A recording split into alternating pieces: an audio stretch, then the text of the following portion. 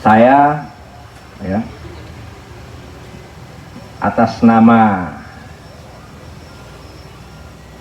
Satuan Kodim 0307 Tanah Datar yang pertama mengucapkan terima kasih kepada pemerintah daerah, khususnya kepada Bapak Bupati dan dinas terkait, Porpora yang sudah mendukung dan memfasilitasi kegiatan ini, termasuk OPD-OPD lain.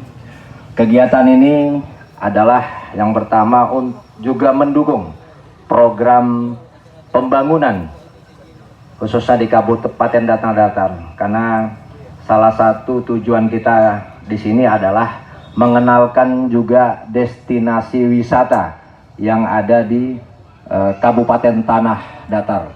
Luhak Nantuo ini. Salah satunya adalah Talago Gunung, yang mungkin banyak rekan-rekan kita yang dari luar Tanah Datar belum pernah ke Talaga Gunung, sehingga ini juga merupakan suatu daerah yang perlu kita ekspos ya, yang nantinya mungkin bisa dijadikan destinasi wisata